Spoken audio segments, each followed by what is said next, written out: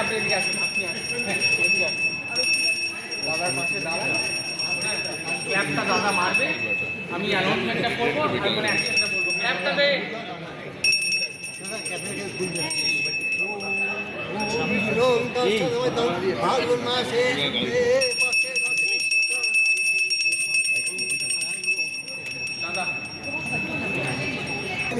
ये नज़ारे हैं सीधा कोलकाता से, जहां पर मुहूर्त और पोस्टर लॉन्च हुआ एक नई फिल्म अभिमान का,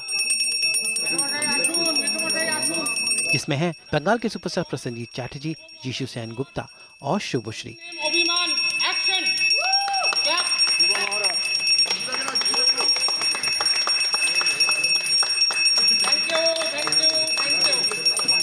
इस फिल्म को बना रहे हैं यीशु सेन गुप्ता और सौरभ, जिन्हें आपने मोंटू पायलट नाम के शो में देखा था,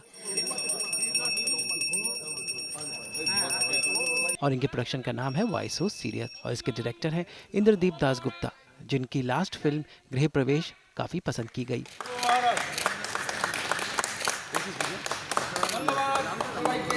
भगवान के नाम के साथ फिल्म का मुहूर्त हुआ और उसके बाद सभी सितारे एक साथ जमा हुए।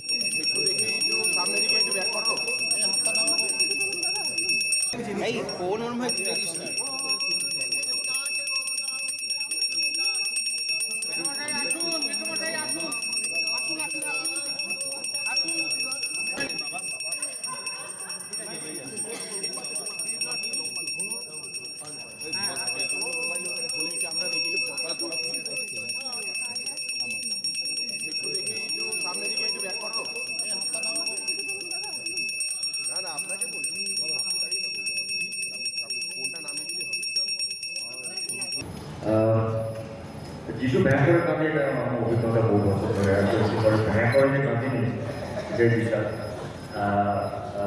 আসলে আমি হচ্ছি যে অভিমান ছবিটার নাম আমাকে জেনে গেছে সবাই বলেই করবে।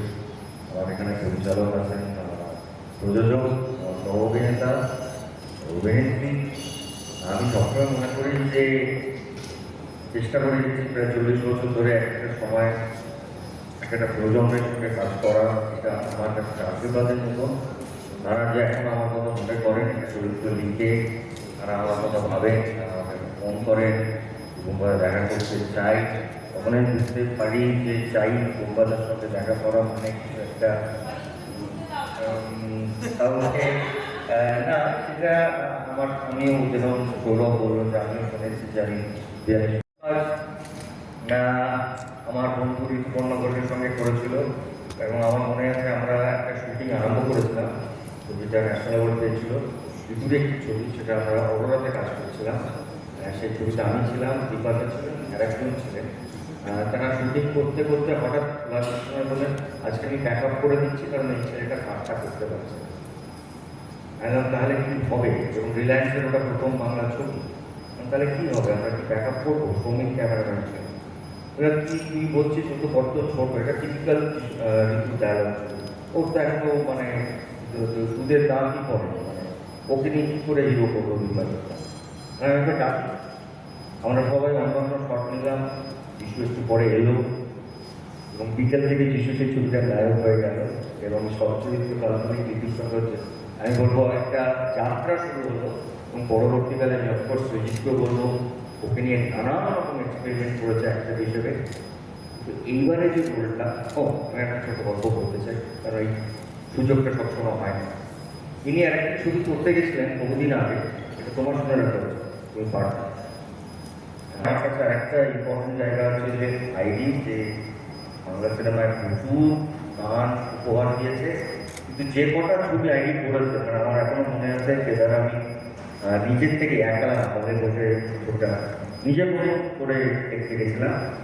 তারপরে অবশ্যই প্রত্যেকটা ছবি দেখি প্রবেশ আমি দেখেছি, সঙ্গে ছিলাম এবং আমার অসাধারণ লেগেছিল। মানে আমার চারিপাশে যারা দাঁড়িয়ে আছে বুঝতেই পারছেন সবাই যে এই শুটিংটা করতে গিয়ে যে সম্পদ নিয়ে আমি কাজ দিব, এই এক্সপিরিয়েন্সটা আমার মনে হয় আমার আগের কোনো ছবিতেই হবে না। আমরা বলাকে নিয়ে বা যুগাকে নিয়ে বা আর কি আমাকে গৃহপ্রবেশ দিয়েছে, সৌরভের সাথেও আমার বহুদিনের পরিচয়, সব মিলিয়ে একটা অসাধারণ এক্সপিরিয়েন্স আমার হতে চলেছে, সেটা আমি জানি। শুধু এটাই বলবো যে এই 81 স্টুডিও নিয়ে হয়তো আমাদের প্রত্যেকেরই কিছু না কিছু অভিমান আছে। আজকে এই ছবিটার সাথে আমরা সেই অভিমানটা মিটিয়ে এই ছবিটা নিয়ে শুরু করলাম একটা নতুন জার্নি।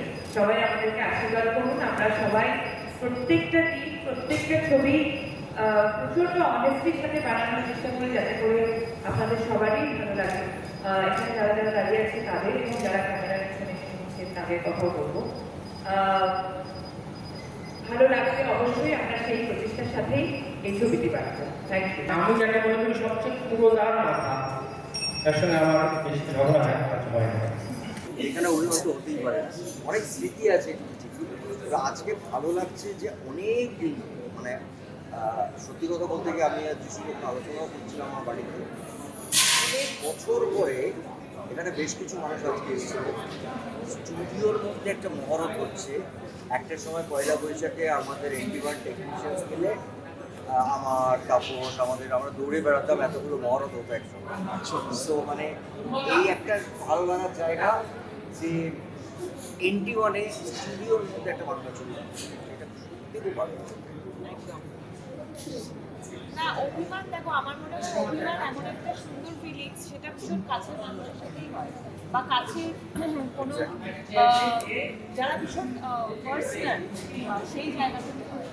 এন্টিভার স্টুডিও আমাদের জীবনে এতটাই ইম্পর্টেন্ট একটা গুরুত্বপূর্ণ জায়গা মানে বিলং করে, সেখানে অভিমান, রাগ, ভালোবাসা, সব রকমের ফিলিংস, ভালোবাসা।